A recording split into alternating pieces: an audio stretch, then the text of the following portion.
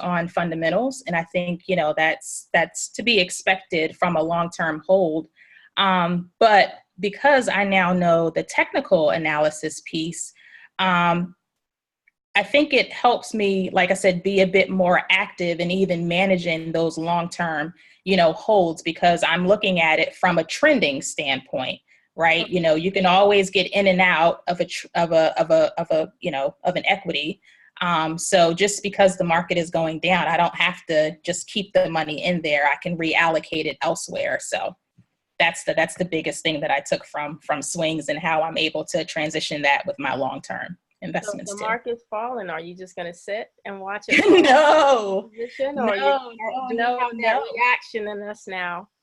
Exactly.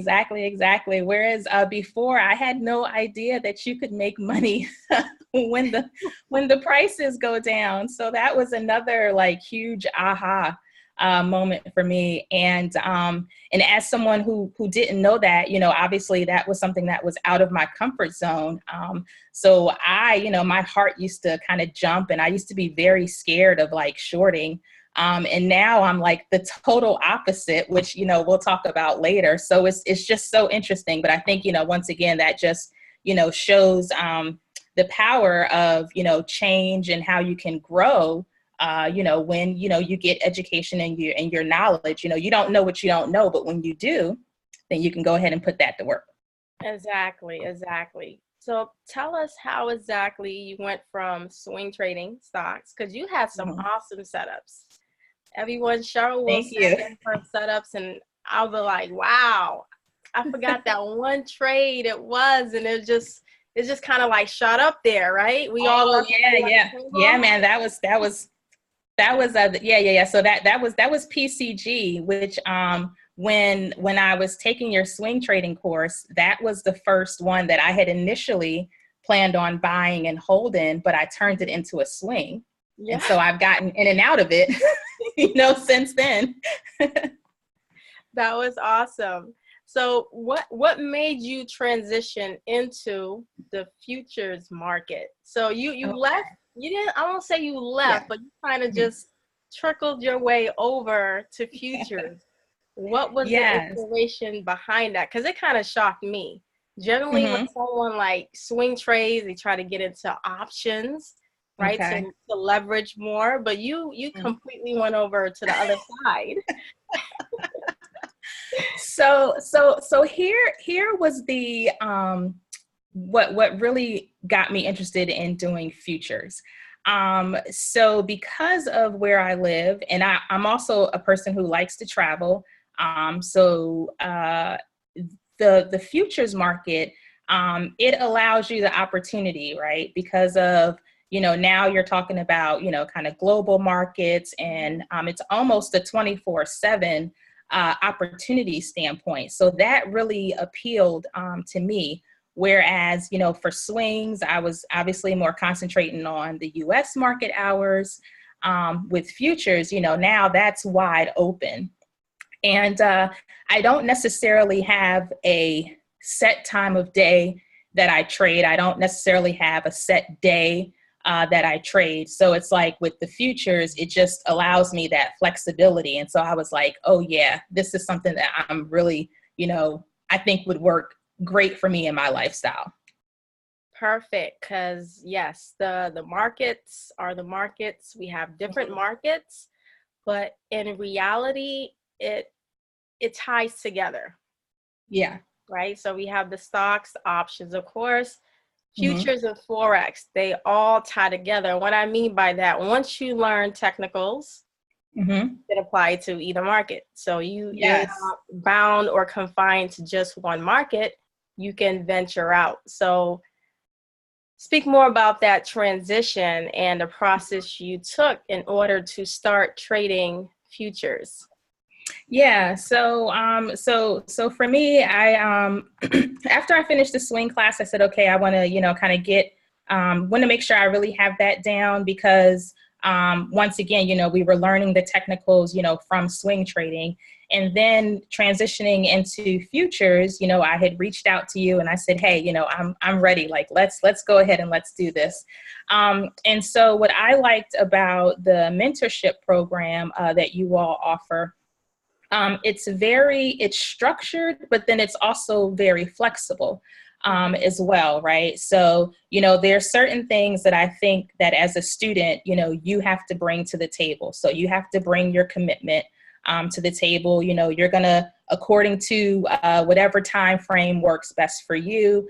There'll be videos that you'll look at. There's going to be studying that you do, because some things you'll pick up quicker than others, even though there were some topics that I was already familiar with from the swing course. Like, I totally went into futures as if like I was starting, all over again, because for me, I'm a visual person, and also I guess kind of repetition helps me. So I was like, hey, if anything, it's just gonna, strengthen what I know, or clarify some things that maybe I thought I knew and I actually didn't quite know as well as I thought I did.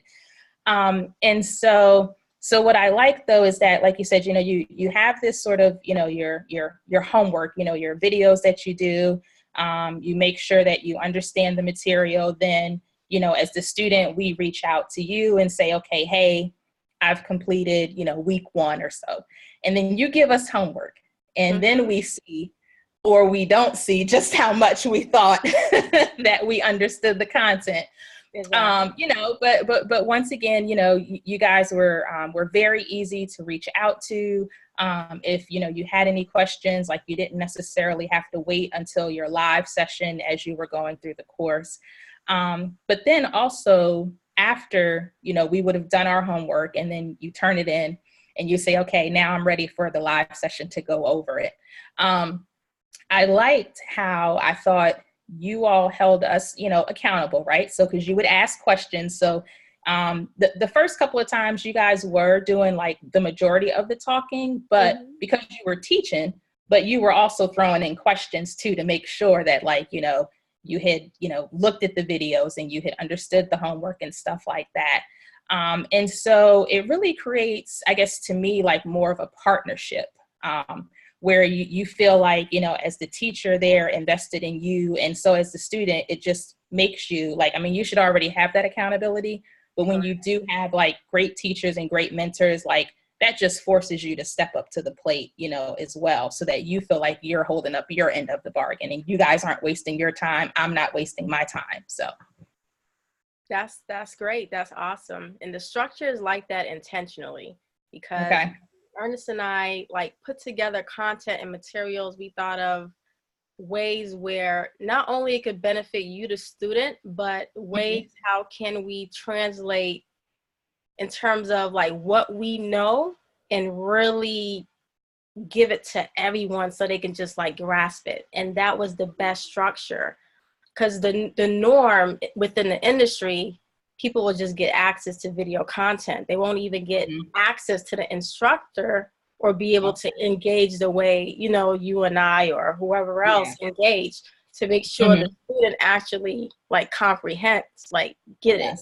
So that was like huge for us. And that's one of the reasons why we structure everything like this, because we want to see results, right? Everybody wants to see results, not just our results. It's just like we want to make sure that how we teach, can people really grasp it and understand it and apply it to the markets. That's important. It's so huge for us. So when we actually see it, we're like, yes. It's like a fulfilling feeling.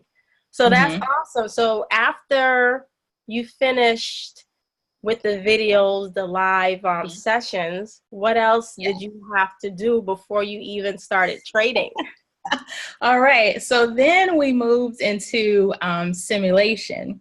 And so basically, you gave the home assignment where you said, because as part of, as you're going through the program, of course you will have looked, for yourself, right? All the different commodities that's out there, maybe what fits your interest, maybe what fits your budget.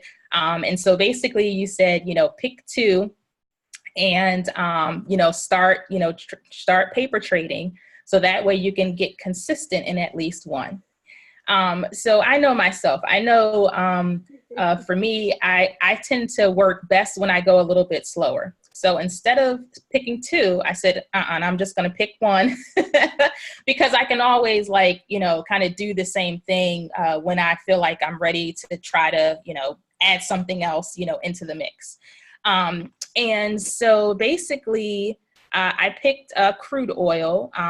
Energy is just a market that, I've worked in previously. It's something that interests me. So I thought, that was a natural fit for me. And so, yeah, you guys really just sort of sat back, and then it was, okay, I'm the one, contacting you all to say, okay, this is what I'm seeing in the chart. Based on this, I'm coming up with this trade plan. This is what my technical entry is going to be. This is what my stop is going to be. This is what my take profit is going to be. And, there could be some flexibility as well, right? Because if you're in the midst of watching the move, once your plan actually gets triggered, obviously one of the things that we learn from the mentorship is, sometimes your plan, it looks good, but then there could be things like news or tweets that happen, and it can totally upset that beautiful plan, that beautiful trajectory that you were on. And so the benefit of when you are actually, watching it real time is that, because your eyes would have been trained on spotting, reversal patterns and stuff like that, you're like, hey, you know what? Yes, this was a good plan, but this is now going to lose. There's no need to actually have, to actually let your stop, whatever that, stop loss, whatever your risk management, has been, to go ahead and get hit. You can go ahead and change it, ahead of time. So it's almost like, you get rid of your losers, right away. You don't have to just stay in it just for the sake of staying in it. Correct. That's absolutely true. And you went through a full month, I believe, in June? Yes. I don't even know if you finished Yes. the month. You came to a point, you was like, Latoya, I'm ready to trade real money. Yes. I'm like, you did awesome in simulation. I think, what you did, 4,000 or something? Yep. I did $4,010, a whopping $10 above 4,000. And once again, I think that's one of the things that I would share is, in everything, you just have to be true to yourself, right? So you know yourself, what works best, and you also have to be honest with yourself as well. So even though the assignment, right, you had said, okay, you're gonna paper trade, and at a minimum, we want to see your results on 10. But like I said, for me, I had already said, for the whole month of June, I'm gonna trade, because I wanted to make sure that I got it. I also took the perspective of this paper money is real money, because how I'm gonna trade with paper, that's how I'm gonna trade with real money. Yes. So I was just like, nope, for the whole month of June, that's what I'm gonna do. Now, I also wanted to try different, strategies as well. So for the most part, I noticed that when I started out in June, typically I would have more of a 2-to-1 or 3-to-1 risk ratio. So for me, when I did my own math, I said, okay, I'm not willing to risk more than $300 on a trade. So if I was ever planning an actual trade that, I was going to plan for the whole 300, usually I would have been looking to make, 6 or 9, for that. I wasn't looking to make $100 and be willing to lose 300. Like, that was not my math. But at the same time, too, there will be opportunities because of, in the commodities market, it can be very volatile. The moves can move very, very fast. And so sometimes, it's okay for you to go after, 10 ticks, $100, $150, $200. It can go really, really fast. So I just wanted to make sure that I had the opportunity to practice that, right? Because if I would have always only simulated, I guess in my mind, if I would have only simulated doing a 2-to-1 or a 3-to-1 ratio, then I didn't want to feel like I would freeze up if I couldn't find those particular setups. When once again, easily $100 adds up, very, very quickly. So those were the types of simulations that I wanted to make sure I did before. So that basically when I went live, the first time I did something was not going to be when I was live. Correct. I want to tell you that, right? Most future traders that have experience, they stay away from crude. And no, I didn't know. I'm telling you the truth. And for our students that have no prior knowledge of the markets to come in and just tear it up, just let us know that, listen, this is awesome. So crude is volatile and what they call it, the widowmaker, basically. Yeah. That's what they call it. It moves so fast, so you could go broke if you don't know what you're doing in a heartbeat. Yes, so it's very interesting to, get people involved in trading crude, because once you get over to, let's say, the index like ES, the NQ, the YM, it's nothing in comparison to actually trading crude. Okay. They move a little differently, but crude, when it moves, it's just like fast, right? Like you're up or you're down, like it's fast. Yes. So that's one thing that I absolutely love in terms of trading crude. But I also had to let you know that, just so you can see like what you're doing is completely amazing, because most future traders do not touch crude oil, no matter how great it is. So June, I think that's just also a testament to, quite frankly, like, not trying to give you guys a big head at all, but I mean, seriously, right? Like, clearly, what you guys are doing, like, really, really, really works. Such that, as you're even going through the process, week by week, day by day, however you're getting your homeworks and stuff like that done. But you're building that confidence, day by day and week by week. So I think that's a testament to the way that you guys teach. That's awesome. That's very true.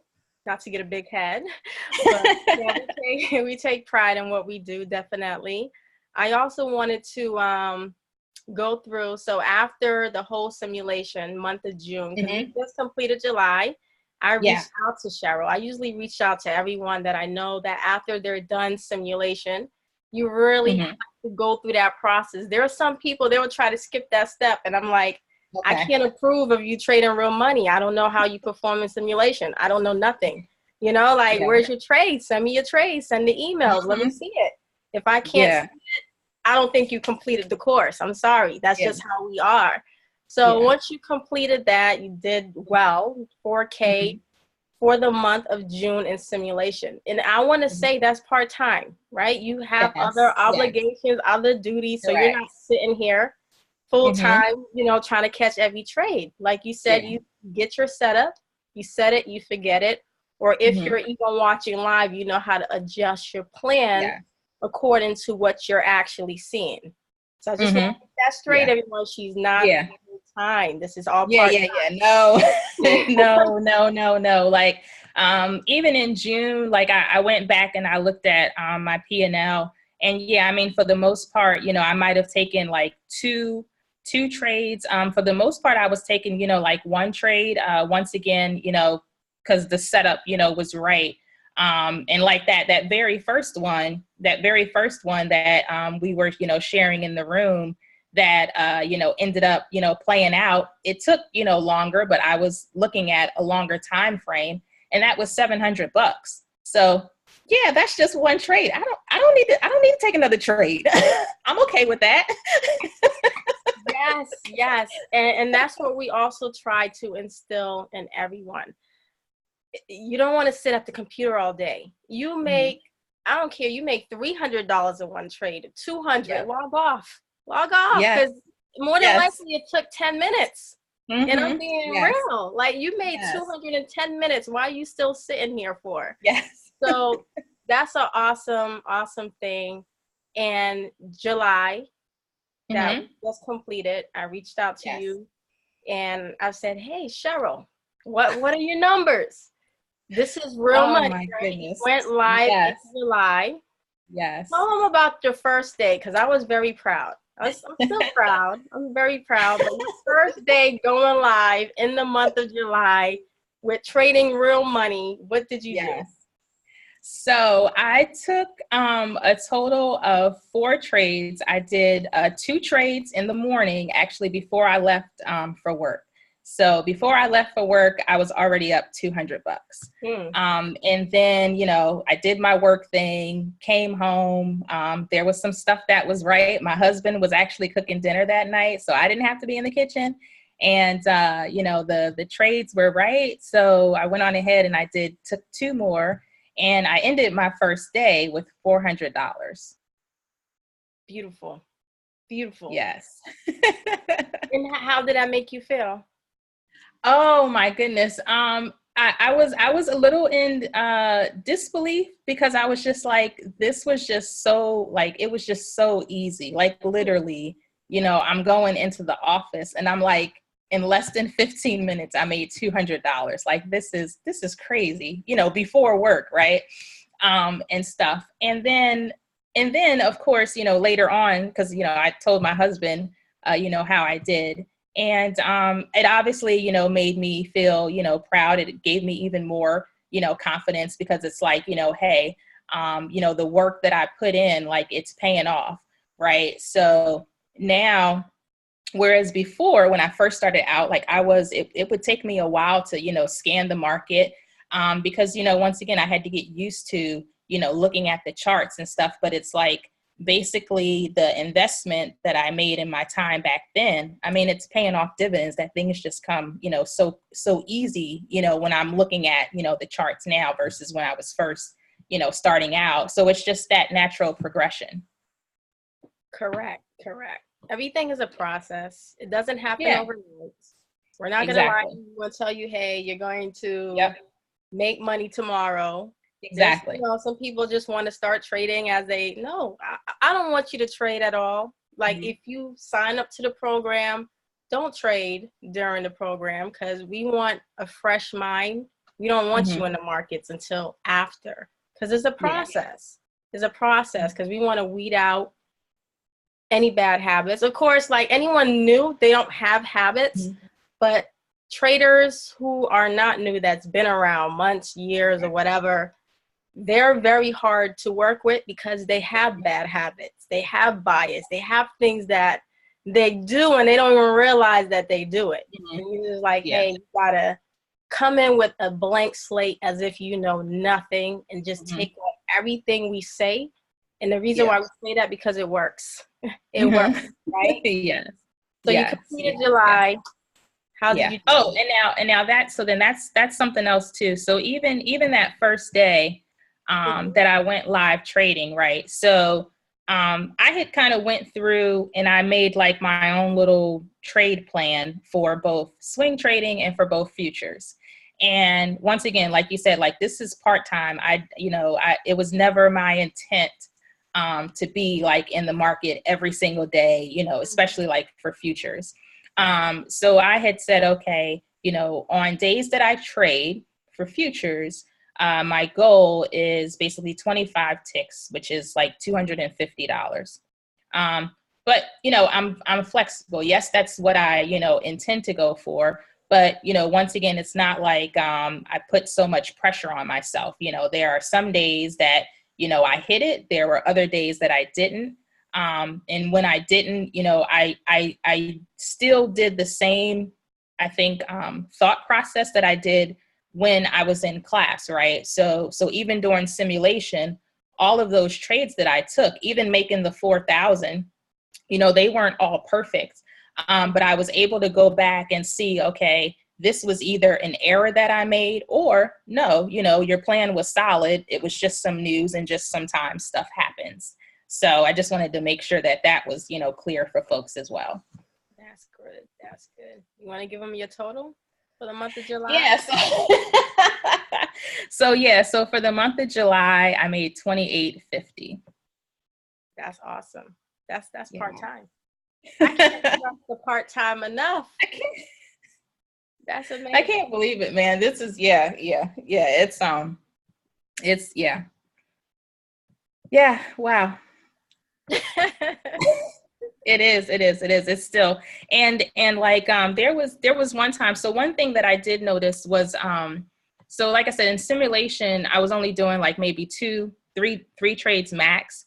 I think though, like, you know, when I look back at the whole month of July, I think clearly the first part of the month and probably that first day with $400, I think I just, you know, kind of went crazy, like, oh my goodness. So I noticed that I was taking way more trades than what, you know, what had previously been my norm of 2 or 3. And so actually on July 9th, I took 3 trades that day, and all 3 trades I got stopped out. So that was the one day that I was red. And even though I was up for the month at that point, to me, it still didn't matter because I was red. So I was like, okay, whoa, wait a second. Like what's going on? And so, you know, you have to have those honest conversations with yourself and everything. And it's like, yeah, Sherelle, you know, you're having fun, but like, don't forget those fundamentals, right? So what is the difference? And then clearly, because I could go back to my previous sheet, I'm like, yeah, for the whole month of June, I took like maybe 17 or 16 trades. And here I am, not even, you know, halfway through July, and I'm already at that level. So I was like, that's the difference. So you need to check and adjust yourself, you know, from that standpoint. So then when you look, you know, for the rest of, you know, July, I got back to the basics, and pretty much every day, you know, I was in the green. You know, even if I got stopped out, I had way less, you know, stops, maybe 4 or 5, you know, for the whole rest of the month. This first couple of weeks in the month. One thing I would say for that, I'm glad you saw exactly what you were doing. Because over trading, especially when you're making money, it's easy to over trade, but trading less is always better. Just remember that trading less is always better. You can make literally, I'll give the example because I missed a trade. I missed a trade in crude probably 2 days ago. Like I saw it hit the resistance. So my point I'm getting at is to take a trade and hold it for a few days based off of the technicals, your reasonings. Yeah. That one trade, and you know that thing dropped like probably $4 or 4 points, 4,000. Yeah. That one trade, you know, makes the month. Yes. You know what I'm saying? So it's not a matter of like, it's fun. Don't get me wrong. Trading can be fun, but we also have to remember why we're trading. Yeah. Not for fun. We're not trading for fun. We're really trading for simplicity and time management. Yes. So if you can make less trades, even better, because you're not prone to give back money to the market. So you have to keep it very simple going forward. I'm glad you're making that adjustment so you can have an even better month in August. Thank you. Yes, absolutely. Definitely. So with me, for stocks, I try not to make no more than 3 to 4 trades. I cut it off. If I'm up in 2 trades already, I'll just scale down my share size.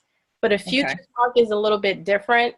I really don't want to make no more than 2 trades. That's it. I'm either in ES or I'm either trading crude.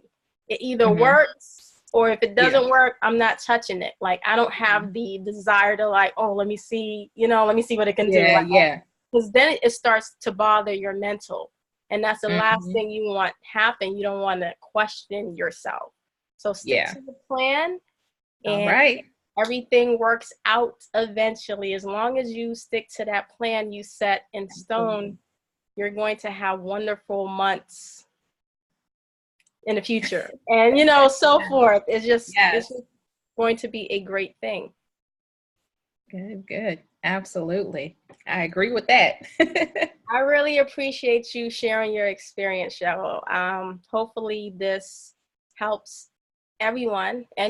We get bombarded literally with emails every single day, people asking about the process, etc. Okay. And it's just like, I'm so happy that you volunteered your time and you're not shy and you're willing to help those who always asking. So Yeah.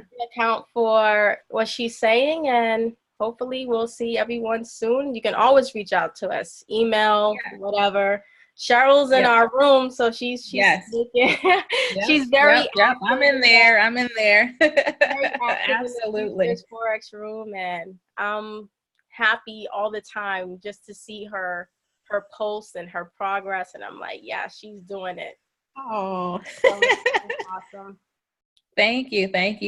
Well, yeah, like I said, I mean, I'm definitely, glad to help, happy to answer questions, and stuff like that. So just to kind of, help people out. I know how it is when, you're researching stuff, and trying to do your due diligence and everything like that. So, if I can help, others along the way, I'm absolutely fine with that. Awesome. Any point they should take away before we end this? I have an interesting question. So, okay.